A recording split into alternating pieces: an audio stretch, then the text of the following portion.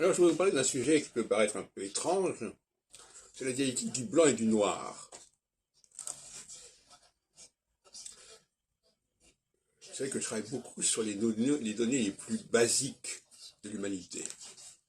Et une des données les plus basiques, c'est qu'il y a des blancs et des noirs.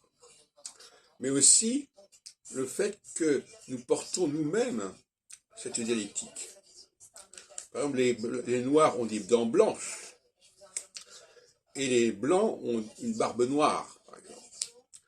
Donc, il n'y a pas blanc et noir. C'est un peu comme le yin-yang, si vous voulez. Le yin-yang, il y a du yang dans le yin, il y a du yin dans le yang. Et pour un noir, les dents sont très importantes. Les dents blanches. Il communique beaucoup par les dents. Et il remarque des défauts dentaires beaucoup plus facilement que les blancs.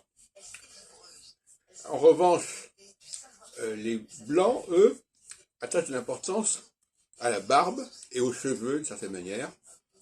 C'est pour ça que les femmes teignent leurs cheveux, et que les hommes, pendant longtemps, et même aujourd'hui encore, c'est une nouvelle vague, laissent pousser leur barbe, etc. Donc on a cette dialectique du blanc et du noir chez les deux populations. Alors la question est de savoir quelle est la raison de quelle est la fonction de cette distinction. Là, on pourrait discuter, mais il y a quelque part une division du travail qui se fait sur cette base-là. Moi qui suis linguiste, je suis également ethnologue, et je considère que la question de la couleur fait partie du message, ça relève de la sémiologie.